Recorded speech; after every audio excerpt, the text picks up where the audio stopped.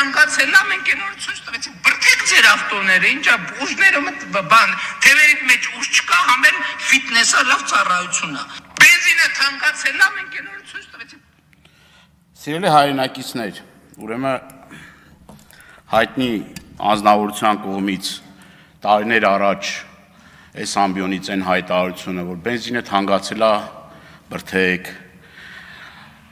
միսը թանկացել է, կանաչի կերեք եւ այսպես շարունակ, հիմա արդեն ոչ թե մտել են քաղաքացու գրպանը, այդ հլա մի կողմ որ քաղաքացու գրպանն են մտել, այստեղ նաեւ հարցի մյուս կողմը կա։ Ուրեմն հարցի հաջորդ կողմն էլ է նա, որ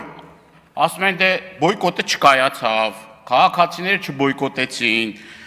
Հիմա ասում են որ բոյկոտը կայացել է։ Քաղաքացիներն էլ դժգոհ են այս ամեն ինչից, ասում են չէ, պիտի այս մարդկանց բռնենք, զննենք, ուրեմն անհարմարություններ պատճառենք եւ սենց շարունակ։ Ես մի քանի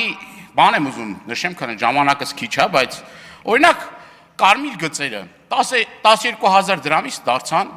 160,000 դրամ։ 13 անգամ թանկացրին։ Դատարանը 2 անգամ որոշում է կայացրել, որ չեղարկի, նորից էլի գնում են ու նորից էլի այդ բողոքարկում են հիգ դատավորի կայացրած որոշումը։ Ինչ է քաղաքում կարմիր գծերի թանկացման, այդ որ ասում են կարմիր գծերը թանկացնենք, հեսա խցանումները վերանալու է։ Խցանումները ոչ վերացան, ոչ էլ այդ թանկացումների արդյունքում որևէ մի փոփոխություն տեղի ունեցավ։ Այսինքն հերթական անգամ մտնում են քաղաքացու գրպանը,